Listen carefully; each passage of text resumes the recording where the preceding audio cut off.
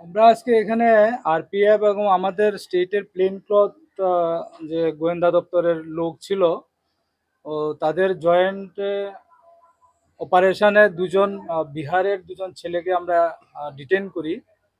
তো এখানে তাদের কাছ থেকে পজিশন থেকে একটা অ্যাপারেন্টলি মনে হচ্ছে এটা কান্ট্রি মেড পিস্তল, তবে এটা ডিটেলস ইনভেস্টিগেশনের পরে বোঝা যাবে এটা কি কান্ট্রি মেড বা ফ্যাক্টরি মেড কিনা। আর ১০০ বোতল ফ্যান্সিডিল আমরা পেয়েছি। ফ্যান্সিডিল মতলব কফ সিরাপ, এটা কফ সিরাপ আমরা পেয়েছি তাদের। আর ২টা লাইভ রাউন্ডও ছিল ওই পিস্তলের মধ্যে ব্যবহার হয় এরকম। ২টা রাউন্ড ছিল।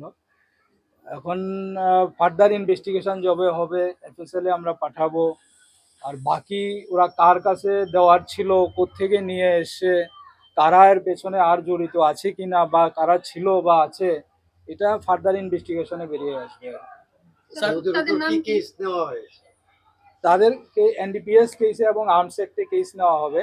আর একজনের নাম হলো কার্তিক, আরেক ইয়াদব, আরেকজনের নাম হলো আমোদ।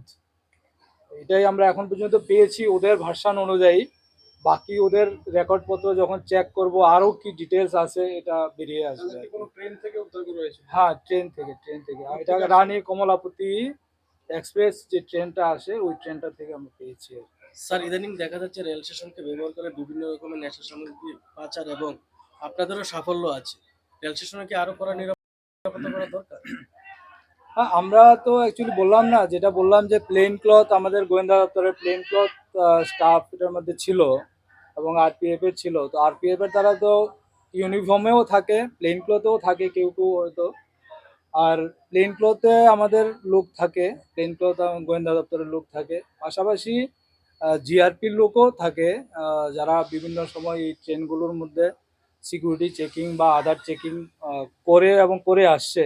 এই জন্যই তো এতগুলো সাকসেস আসছে, আদারওয়াইজ তো এর আগে তো ছিল না। তো এটাকে এখন অনেক বেশি স্ট্রেংথেন করা হয়েছে।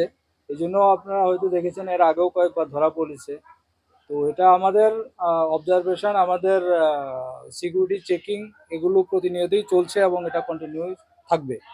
প্রাথমিক জিজ্ঞাসাবাদে কি অন্য কারোর নাম উঠে এসেছে যারা জড়িত আছে?